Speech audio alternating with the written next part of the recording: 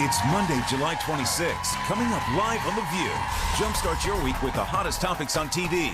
From why a contestant suing Simon, to Kim Kardashian begging a fan to not get plastic surgery, to whether the latest lie on reality TV has finally crossed the line, and a major announcement that's making The View, television, and American history. Plus, Crystal Renn, the plus-size supermodel who battled anorexia and bulimia, is taking on critics who say the latest photos of her looking shockingly thin is sending a deadly message to young girls and a betrayal to women. And grab the kids and get them around the TV, because Disney's Imagination Movers are performing the hits your children can't stop singing along to. All that and more, coming up live on The View.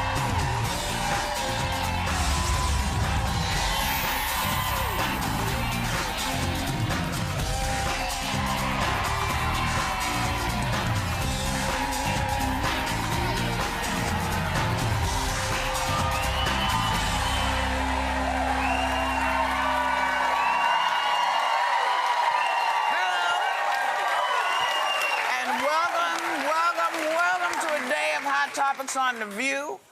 First of all, welcome back, Sherry Shepherd. Thank you. I missed you guys. And it is fitting that you are here today because we have to start with one of the biggest announcements we've probably ever made. First of all, Barbara Walters will be making a special appearance before her return in September for this. So this is really big news, okay? Thursday's show, July 29th, our guest will be President Barack Obama. It's the first time in history that a sitting president will be appearing on a daytime talk show. So we are, we're thrilled. We'll, it's an honor. We'll be able to talk about all kinds of stuff. Yeah, and we'll have all five of us together. Yeah. He likes us. He really likes us. Because the last time he came on, he was running, so it wasn't Mr. President. It was Barack. Now it's Mr. President. It was actually before he ran, right? He was here with his book while he was running, and then now, I mean, this is truly, it will be an outstanding day. Very nice. Yeah. And all those cute security guards, I love to see them. And it's even more. Security guard, no, Secret Service. I have security guards. Secret Service, baby. Yeah. Remember when Biden was here, they were all over the place. They're kind of nice. They gave me the extra check then, remember? They were all over me, right? Yeah, you had to go back. I felt like I was at a gay bar. I'm going to leave that alone. Sherry, where you been? What's going on with you? Well, I was, Janet Ivanovich has a series of books based on Stephanie Plum, who was a lingerie buyer turned bounty hunter, and she's played by Katherine Heigl. So I play the role of Lula the hooker. This is Katherine Heigl, and that's me as Lula the hooker. Oh my gosh! The name of the movie is One for the Money. One for the Money. And so that was one of the first pictures of Katherine Heigl playing Stephanie Plum, and she's playing Stephanie Plum. What's different about your wardrobe? The movie. But are the pants painted on your legs? They're psychedelic pants and everything my bride's showing, but I still have sensible hooker shoes on because I was out there. I was on that street. And you know what I thought? I thought it was going to be on a closed set because there's one where I got a little short dress on. I'm trying to hold in my C-section. It wasn't working. And I thought it was going to be a closed set. I walk out there. There were hundreds of people. Sherry, there's no such thing as a closed set when you're shooting on the streets of anywhere. I thought they had we were in Pittsburgh. I thought they had recreated a street for hookers. No. But this is the thing, like Hooker Lane. But I thought people, it was so funny because the people were going, we heard Sherry Shepherd from The View was here. And I'm like, I'm right here. But I got this, my boobs are out in this thing. So, but it's been a lot of fun. And Katherine Heigl is absolutely lovely. So. You're going to be great, Sherry. So moving on. Yesterday, Howard Dean accused Fox News of being racist when he appeared there yesterday, claiming they've been pushing a theme of black racism. Wow. That's quite an accusation. This was coming off of last week's news? Shirley Sherrod. Right, with Shirley Sherrod. You didn't have to wonder then, is he then implicating anyone who made a decision then based on that information that they only had part of, Is the person who told her to resign also a racist? What is he implying there? I think he's implying specifically that Fox News seems to push a lot of what he's considering to be racist agendas. But I just find that the word now is like terrorist. Everybody's word, a damn racist. You know, you say it so much. Besides that, can I just say one thing about it? Because I feel as though a lot of these stations, I mean, you could accuse MSNBC of the opposite thing, which is that they want ratings more than objective news now. So you have Glenn Beck, who was about to publish that article by Andrew Breitbart about Shirley Sherrod with half the information. People, I hope you followed the story because it's too long to go into it. Suffice it to say that it was really bad journalism on everybody's part. But because people like Glenn Beck want those ratings, they'll take it and they'll run with it. And we really need to get back to objective news reporting. CNN tries to do that and then they get killed because their ratings are not as high as Fox. And there's no outcry against that. There's no responsibility on the part of the news organizations to tell the truth. But I think story and vet your stories. I think Shepard Smith on Fox. It was Shepard Smith. He was the only one that said he was not going to run that clip of Shirley Sherrod, part of the speech, because he didn't have the entire speech. And there were apologies that followed the next day, I believe. Because he spoke out within the company, which is important to do. Bill O'Reilly gave a lengthy apology, too, once he had that. And I think that there was a White House correspondent who did say, alluding to back to what you just mentioned, that there needs to be that commitment to true journalism, reading the entire story before running it. We had the opportunity to have her here, and it was great to hear her. Running amok everywhere now? But I think to accuse them of being racist, though, an entire network of being racist, I think that seems obtuse of Howard Dean to throw that out there. Well, that's what I'm saying. When you use the word racism so much, it trivializes that word. And then so when Howard Dean is throwing it around, and this one's throwing it around, then it's like almost like the boy who cried wolf. Then you go, on the other hand, you must call it out because it must be dealt with if it's there. But real racism, not this stuff where people are trying to get a blast of ratings or whatever. Let's talk about real racism. Let's put it out there. If you talk about Shirley Sherrod, you know, in that teachable moment, her father was lynched by the KKK. So I'm thinking that's real racism. You know, I mean, if people actually.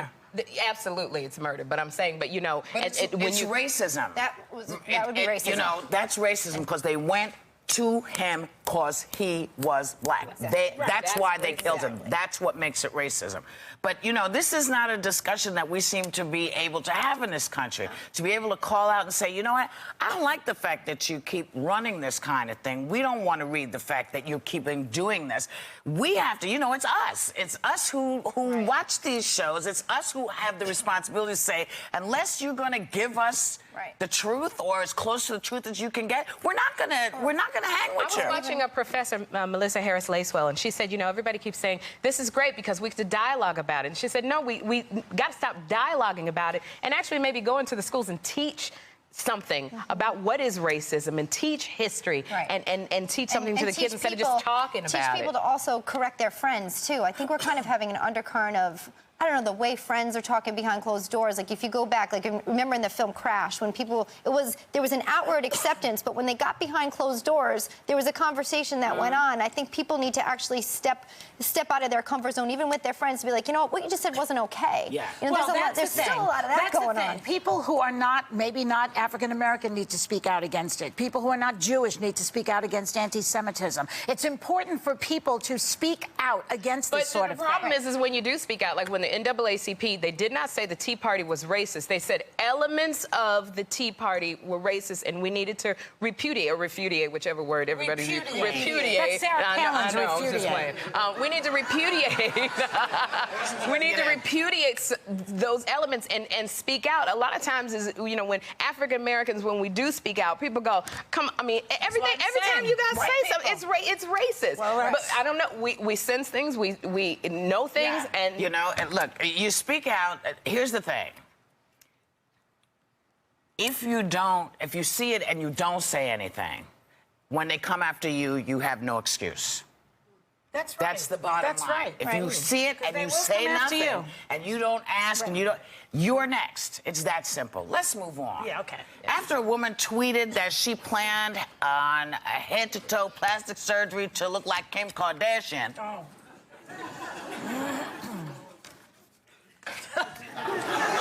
That's craziness. Yes, she was concerned her husband was going to leave her if she didn't look like Kim Kardashian.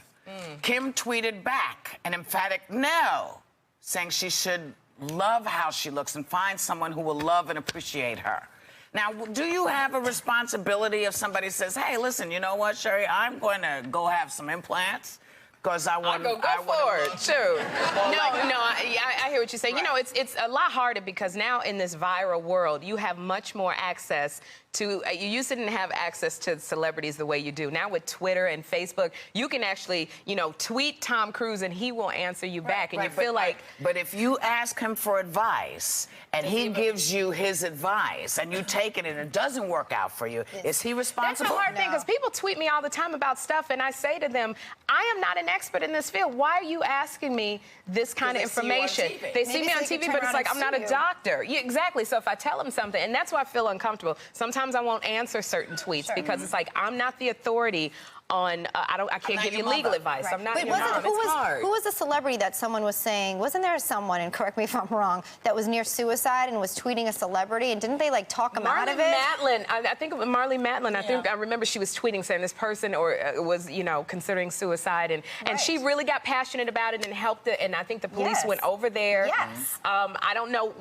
in the long range what happened with this person. There is that connection that does happen, and it does seem intimate, but I think there's kind of uncharted territory in terms of where your actual responsibility lies to somebody. It's hard because, something like tweeting is so, it's such a social thing, and sometimes you just do it to get away from stuff, get away from the kids and the husband. To me is out of control, this tweeting, because it seems to me that, I was reading last week that Jennifer Aniston is being stalked. You can say, I'm in a restaurant here with Jennifer Aniston, so now the stalker knows where you are. There's something very nefarious about the whole process of tweeting. Well, what about anything? What about Facebook? What about... I don't like it where they tell you, other people, but where you are. But this is a new age, Joy. It's not going away. Facebook, I don't know anybody who's not on Facebook. But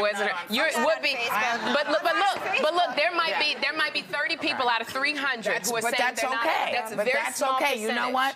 There are certain things that I'm okay with the new age. But there are certain things having for children. Me. But having children, you don't necessarily know what's going on. You don't necessarily have a tweet, but you got a cell phone. My son can operate an iPhone and all the applications on my iPad. Why can't he dial a telephone? He can't dial. I'll tell you why.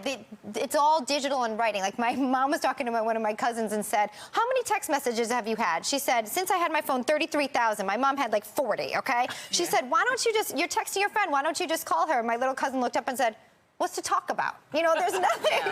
There's really, they just want to put it out there. Facebook and tweeting is, even if you're not on it, they can still tweet to each other where you are.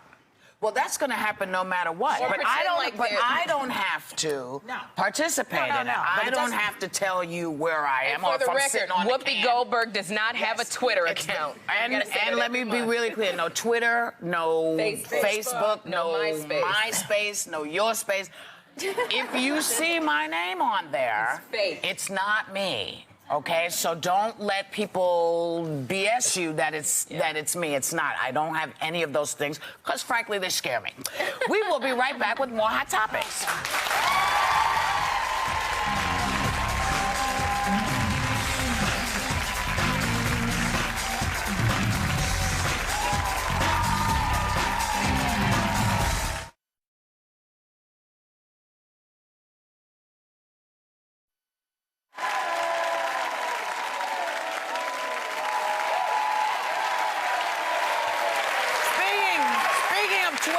Speaking of Twitter, Amanda Bynes, who was on our show, I guess a month ago, she's 24-year-old. We talked about her. She's a 24-year-old actress, retired, you see. And she told everybody she was retiring. So we figured she was retired. Okay? She's back. She has unretired today. Tweeted that she is unretired. Yes, and we are going to see if we can get a hold of her to find out what the hell happened. Between 30 days when you didn't have a job and now when you booked the job. Yeah. Well, okay. A lot of viewers are outraged by one of the contestants on a reality game called Big Brother. Yes. He's using the strategy to win $500,000 prize money. Take a look. The disease I gave my wife was called melorrheatosis. It's something I heard about on a health television show. There's a surgery you can do. but the healthcare system, they say it's not necessary, so it's not covered because it's elective, but it costs like exorbitant amounts of money. My wife does not have melanocytosis or any disease for that matter. I am saying this lie to help me win Big Brother. Baby, I love you. Because you either stop walking or you have to cut your leg off. Oh my gosh. It's horrible. Seeing her go through it. Yeah. Who would vote out a guy who's just trying to save his wife's leg? Is there even a disease called melanocytosis? Melanocytosis, he said. He said his wife had a disease to win Big Brother. Yeah, I think that's pretty awful. That is any worse than a kid who doesn't do his homework and says his grandmother died and he had to go to the funeral? I used to hear that every week when I was a teacher. Yes, but children. But I remember doing it to get out of work one time. I told him, oh, my father passed away. And the guilt that I felt, I did. And I prayed for forgiveness. I felt so bad for doing it. Is your father still alive? Yeah, he's still alive. Thank you, God. So it didn't work. It didn't work, but, you know, but you didn't think they'd check? No, but nobody. That's the thing. Nobody checks when you say somebody in my family is dying or died. They never check, and that's the thing. You're playing on people's sympathies to do that. Now, so if something ever, and I'm not saying karma, but you know, if there's another incident, people might not believe you. And they'll go, yeah, I mean, right. Look, I remember being on Survivor. Everyone kind of comes out at some point with their story, and you're trying to convince somebody why you need to be there and why don't vote me out. But I mean, that is messed up to do that. But it's isn't that awful. what everyone has been doing? I mean, we've been watching the American Idol shows, and it seemed, you know, in the beginning, no one had like a hard luck story, or you heard one once every, 5 million people. But now, my eye's falling out, my dog bit me, and he's now infected me, and that's why I'm not singing the way I should. Right. But I think we'll be on those shows, American Idol, Dancing with the Stars, when they have those storylines, I think that they're true. And if we ever find out that they're not, I think the ratings are going to go down, because that is why we call and vote. Well, I was checking this. Fox News? I thought the eyeball was falling out. When I heard the man's eyeball was falling out. When you saw it. You know, when you saw me. His eyeball couldn't be found when he said it. I'd love to hear this guy's wife, what she thinks about this. Well, I wonder if she's still going to be his wife after this. Yeah, you can't be. You tell 1 million people in the world that I have mucotosis. But first of all, you didn't even. What happens to me at work? Are people looking at me funny? Why didn't you call me to tell me you were going to do this? You have to go. But he was such a bad actor. I mean, he couldn't even say it without. He was terrible. What about this? A former contestant on Britain's Got Talent, which is kind of the equivalent of American Idol, I guess. Yeah. Except all people of all ages can do it. Is suing Simon Cowell for, quote, exploitation, humiliation, and degradation. She was subjected to all of those, and she's suing. Look.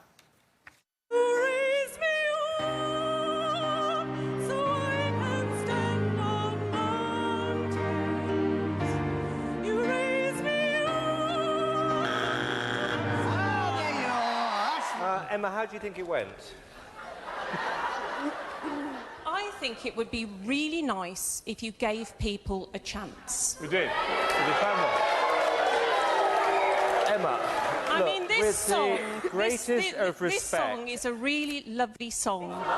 It is a beautiful song when you're not singing it. Now she got her feelings hurt, and now she's suing him because pretty much, she sucked. Now she said that.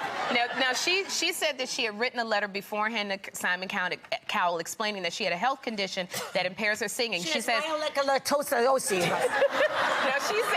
she said I haven't got a horrible singing voice when I sing. She does have a horrible singing voice. In a fair it is horrible. That meets the needs of my particular disability.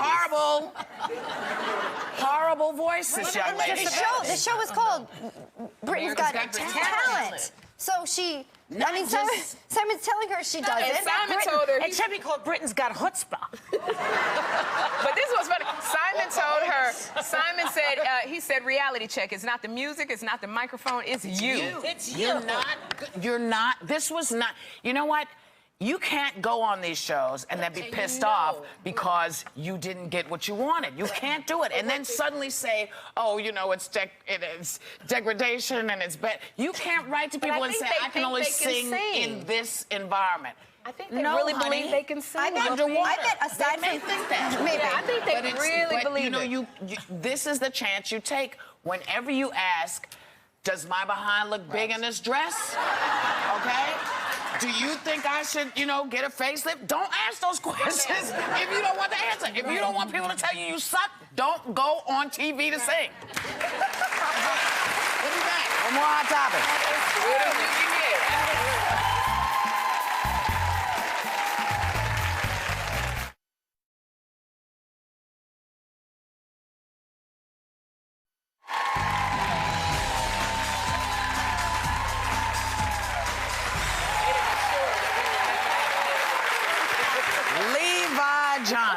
Levi Johnston will be appearing in an upcoming music video playing a lover whose romance is ruined by his girlfriend's disapproving mother. You're kidding me. It's somebody's song?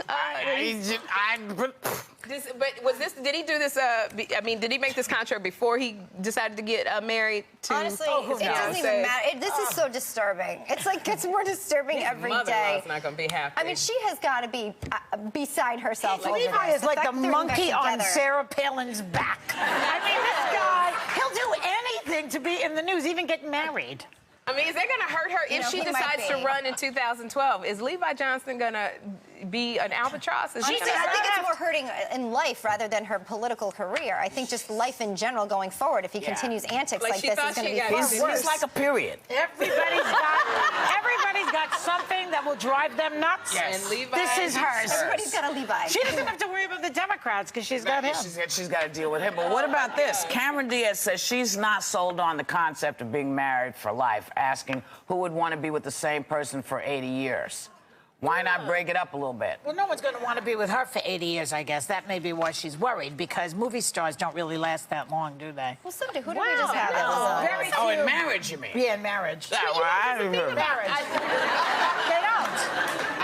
Marriage is, I mean, I just really... Anyway, do you think? I know why it is for me. No, Paul Newman last year. Yeah, you know, Alan Alda, my friend Alan, of course. Many people. Yeah, a lot of people. It seems that's the generation. Are there new people? They're new ones. I don't know. I think there are new ones, but you're more defensively married. Like, you're more like, okay, we're going to get married and we're not going to split up. And so every day you sort of approach, like, you see divorce as a very real possibility. And you think, you know what can we do to not... to our best, you know, to our best with our best control, and not let that happen. Let's really work on the marriage. I think as a new generation. Will Smith and Jada Pinkett Smith had this thing where they said divorce is not an option. So we're going to work on stuff, and we're going to get past it. And I think you see people who go 80 years, you get past that infatuation, you get past that, and you got to work on stuff. Yeah, and it's work being for many hundreds and thousands and probably millions of years. I don't know how many years. People used to die when they were like 20, and then 30, and then 40. So divorce is kind of like a death in a way. You know, there's a shelf life to being with the same person. I don't necessarily think so. Wow. You know, I'm reading. I don't know. But there's not a shelf life, Joy. If you pack it up and you seal it in a good bag and you put it in the freezer, you can make it last a long time. But who wants your relationship in the freezer? No, but I'm saying you can make it. It's not short, a shelf life unless you make it. So now you're 50 years old, you're bored with each other. You say, you know what, maybe there's something else. I don't really think it's that big a deal. Like, you know, I don't read any book that comes to me. I'm trying to, like, make sure marriage is, like, nurtured and everything, because I don't think anyone's immune from being in a situation that does feel boring or feels awful, you know? That's what I'm saying about people. Maybe some people, you know, you hang around people who are divorced, because we're talking about is divorce contagious, and maybe some people need to hang around folks who are happily married. Well, I have to tell you, that doesn't, it really is an individual thing. I'm not somebody who should be married. Right. I'm just not. I realize that. See, you're supposed to be married. That's a good thing for you. But for me, I know this about myself, so I have to say that up front with people. You know, I don't know where you were thinking this might go, but here's where it can never go, because I won't be good at it, and I'm not looking to have any more kids, so it's not for you. You know, I think I would be good at marriage on my deathbed. I think that day, seriously, when I'm there, and then they say, do you want to get married? Yes, this is it now, because till death do us part is just 5 minutes away. Marriage is like, when you were married. But you know, like when I was married, I I loved it. It's so great, the companionship. You doing something because that's for you. I'm not dissing companionship. I have the same guy for 28 years. Has nothing to do with companionship. But I really do. I think so. Let's be real. Now, people are going to don't write me about this, but between the years of 20 and 40, your hormones are raging. You're sexually alive, right?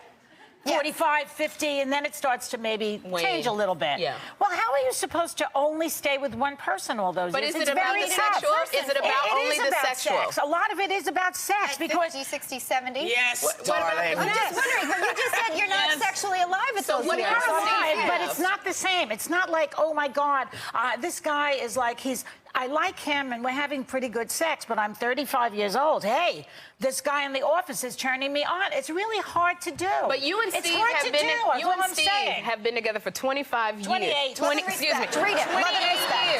So I'm saying if it's getting beyond the sex, there's a deep friendship that you guys have. There's a respect. That's what you have to have. I think beyond. It's just not the way it was when I was 35. Absolutely. It means something. Sex is something that you're doing because you really want to do it. It's not to prove that you can. It's just to you get into it, and it's fantastic.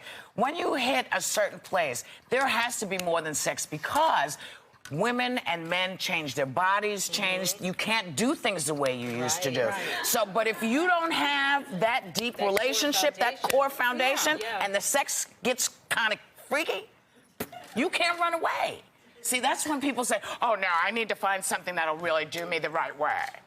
You know, not if you're looking to be with someone. You have to recognize that the sex and all those things evolve like you will. I would love to see, but it must be so wonderful to have a couple who's married 80 years or 60 years. We'll ask them the next time we meet them. Before we go, I need to let all of you know about the Plant a Fish celebration tomorrow, which benefits restoration of local marine environments all over the U.S. as well as internationally. Now, for more information on how you can help and how your kids can help, check out the View website. This is a really good thing being done by Jacques Cousteau's son. So it's kind of fantastic. When we come back, plus-size model Crystal Renn is telling us why she is shockingly thin on a recent photo spread. Or why she looks so shockingly thin. Yeah, and she's hardly plus-size also. Well, come back. Go to the bathroom, come back.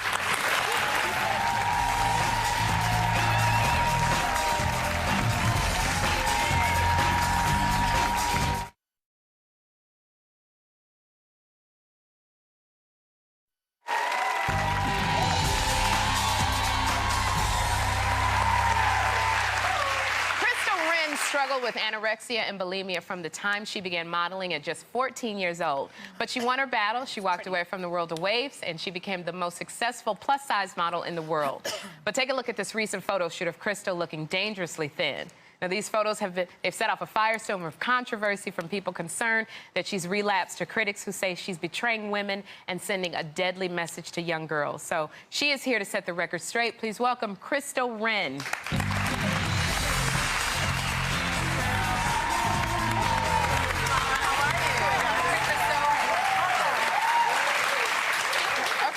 So we're going to talk about this controversy. You did a photo shoot for charity, which was called Passion for Fashion, and these are the pictures that came out afterwards. Now, I'm looking at you now. You don't look anything like these pictures. What happened between now and those pictures?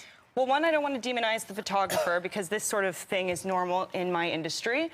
But yes, there was definitely something altered to the pictures because I'm just not that size. It's not an accurate portrayal of my body. It was a lot altered to the picture. It was a lot altered, so how much alter it? What did they do? Well, because I wasn't there, I don't really know. I just know that I saw the screen and I looked completely healthy and I felt, you know, fantastic on the shoot. I was just surprised to see the change. You were thinner, skinnier looking, sort of. So you were shocked to see, because it was like a size 10 to a size 2. People were kind of absolutely estimating. No, I remember when I got the news that I, you know, had these pictures, I didn't know anything about it because I saw the images and I was completely fine with how they looked. It was only when my friend actually had to tell me and was scared to tell me because she knew my reaction that I absolutely sat in silence for 5 minutes. No, I just wanted to bring people like up to speed a little bit. You started out, we showed some photos earlier, incredibly skinny. Yes. Nearly lost your life trying to attain some sort of, you know, state of body, right? Right. Anorexia, bulimia, is that all correct? Yes, well, and then, yeah, exactly. I overexercised, right. And then you decided enough was enough. You became gorgeous, gorgeous example and as a plus-size model. And then to see these photos now, I guess some, amidst the hysteria that you're sending this awful message to people, some are also wondering, are you on your way back to that place? And do you ever worry about that? There was a time where I did worry about that, and that's why I chose not to exercise, I think, for the past 7 years, until quite recently. You know, because I was worried how I would react to it. Now I'm in a place where I feel like I'm so healthy and kind of in such a great place that there's no reason why I shouldn't be exercising. What's your When you were skinny like that, let's see the skinny picture again. Well, how much, first of all, how much did you weigh there? I'm about anywhere from like 95 to 100 pounds there. And you're 5'9" or something? Yes. You're 5'9". Wait a minute. Didn't people tell you were still too heavy? In that picture, no, I was told to stay just where I am. It was only after my body rebelled. Right. They said, you're fine just as you are. If anything, I did a lot of the editorial stuff because, you know, they didn't have to worry about clothes fitting me and, you know, they could just pin the clothes, which is easier. You're like a hanger when you're that thin. You're really just a hanger. But here's the thing, my body rebelled. And, you know, your body does one of two things. You either go into organ failure or your body rebels. And mine luckily did, and I started gaining weight. And then that's when I started getting a lot Can I ask you? Yes. I got to ask this question. I realize you don't want to demonize the photographer, but has anybody told you what happened with those pictures or said, oh, here's why we did this? Has anybody stepped up to the plate and said, this is what these pictures were about? Well, I know that, you know, there have been some comments, but no one has actually said what was done. I just know that it's a lot. I couldn't even tell you what it was. I know that, you know, it was absolutely angling. Said nothing. Not to me, absolutely not. No, I'm concerned because I don't want people to think I'm sick, because I'm absolutely not. You look very healthy, but can you stand up for a minute? And I'm standing, because you say that you're a plus size. I'm plus size, but you don't. Thank you, but you don't look plus size. What's is there a difference between regular plus size and plus size? Here's the thing that confuses everybody. I want to clear this up. There is straight size modeling. You have to be a 34-inch hip. Yes, sure, there's some 6s in straight size modeling immediately too big, or at least that was in the past. Things are changing. But luckily, there's a type of modeling, which I do, where it starts at an 8, it goes all the way up to a 20. 8 is plus size in the modeling world. Well, it is, because that word is scary, and it scares, you know, many people because they think an 8. Why is that plus? It is plus what was considered in the past the norm. So it's a technical term in the industry, really. So women should not take it seriously if they're called plus when they're a size 8. Can I ask you a question, too? Okay, good. That's good. You cleared that. That is actually good news. Can you go back a little bit and talk about, when you tell everybody you were over-exercising and then you're now exercising, can you explain the difference? Like, what were you doing then, and then what do you do now that's healthy, if you don't mind? Well, unhealthy exercise, what I was doing before to be 95 pounds, would have been 8 hours of exercise. I absolutely, and sometimes I would do it 2 days in a row, so that's 16 hours. You know, now we're talking yoga 3 times a week, maybe 4, and I absolutely love hiking. I went to Patagonia at Christmas, and that was fantastic, and I felt like, you know, I felt really in touch with myself, and that's probably what sparked my interest in getting myself healthy again, which I think is completely good now, because I think it's been so many years since I've had an eating disorder. Why shouldn't I absolutely take care of myself? You look great. Thank you. Do plus-size models make as much as the models who, when you looked way thin and your bones sticking out, do you make more money when you look like that? I think you can make more money as a plus-size model. Most of the girls are, you know, making a living doing this. When you're a straight-size model, not necessarily. You're kind of hoping to make a living at all. You know, absolutely, there's top supermodels, and they make fantastic amounts of money. But, and those are the skinny ones. Yes, both, absolutely. And how tall are they? You say they have to have 34 hips. How about a 34 waist? Does that work at all? Crystal, we have to get out of here. Crystal, thank you. How tall are those girls? I just want to know. 5'12"? They start at 5'9", and absolutely, some of them are 6 foot. Thank you so much for coming and setting this story straight. You look wonderful.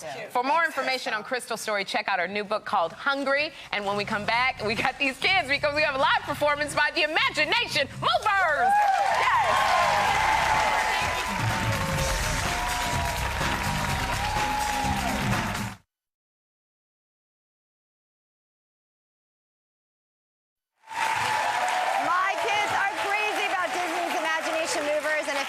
Kids too, you probably know their songs by heart as well. Please welcome Imagination Movers! We had a problem, but we figured it out. It's what the movers are all about. Everybody, let's jump in. You guys ready? Come on. Jump, jump, jump, jump, jump, jump. Jump up, jump up. Oh.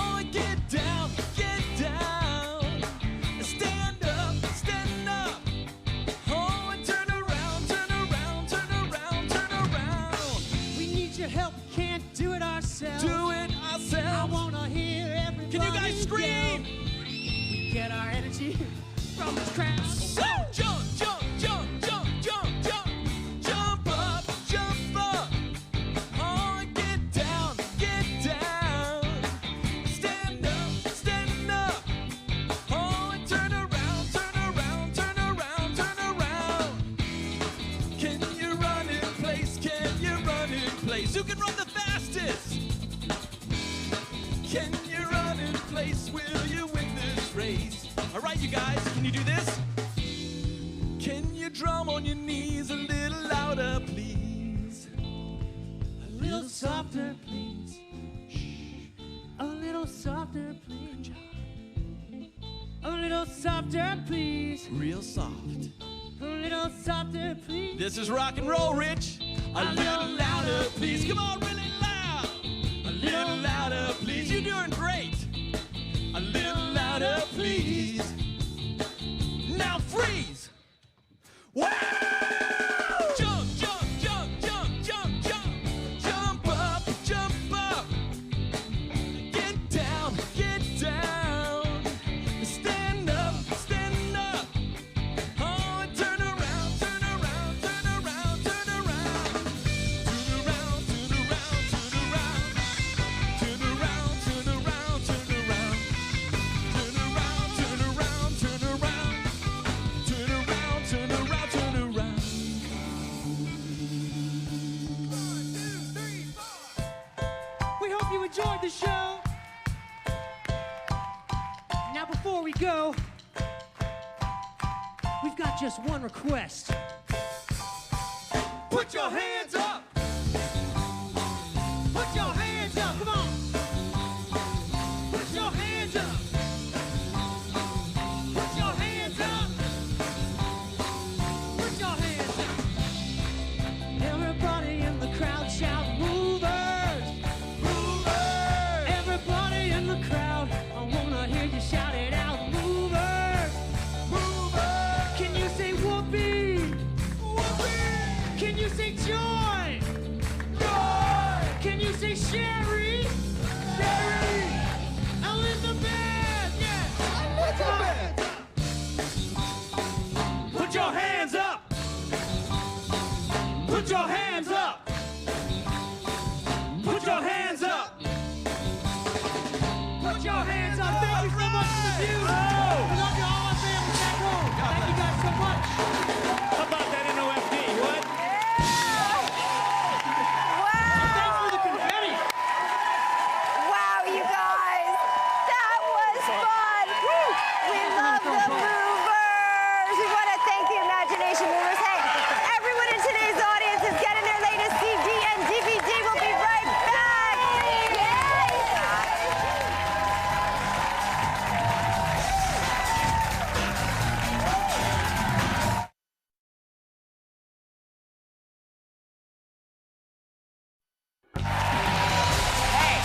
We want to remind everybody that President Barack Obama will be our guest on Thursday. Have a great day and take a little time to enjoy the view. Make sure y'all get out and go see these guys.